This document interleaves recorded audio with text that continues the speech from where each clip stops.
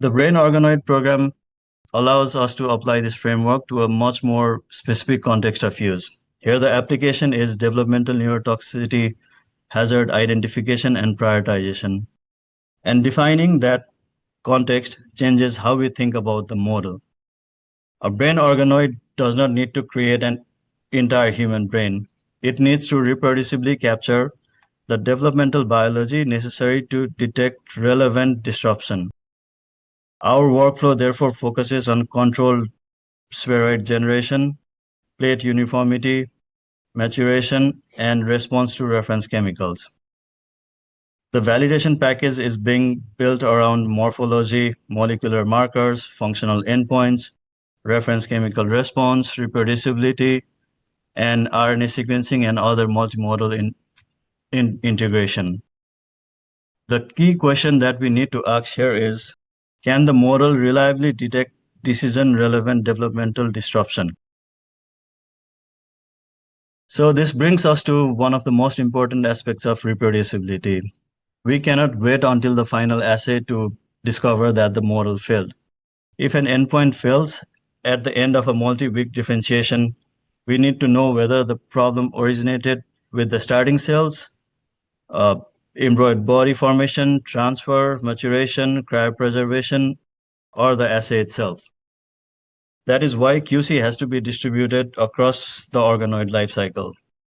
At the process level, that includes starting cell quality, EV uniformity, transfer efficiency, maturation, and recovery.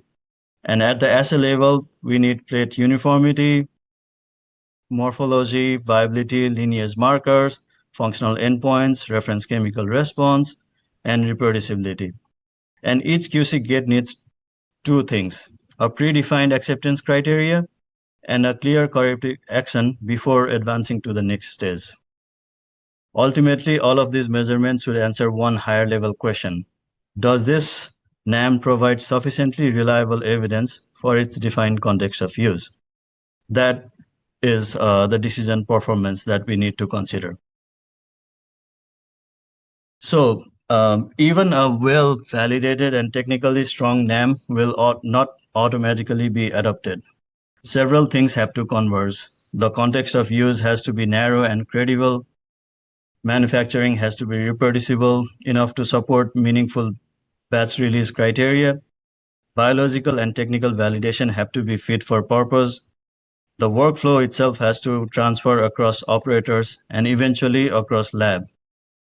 And the model has to be compatible with the infrastructure users already have for their storage, recovery, imaging, automation, and analysis. So biological relevance is necessary, but adoption requires confidence in both the biology and the operation. For developers of NAMs, that operational layer needs to be considered much earlier in the development process. So I would like to close with 3 points. First is this: human relevance is necessary, but complexity must serve the decision. And the second is the context of use definitely defines the validation burden. And third is the adoption requires qualified, transferable, assay-ready workflows, not the isolated models. The opportunity is to combine human-relevant biology with engineering control, lifecycle QC, predictable recovery, and an evidence package that allows another lab to use the model with confidence. That, in my opinion, is how we move from promising organoids toward decision-ready NAMs. Thank you.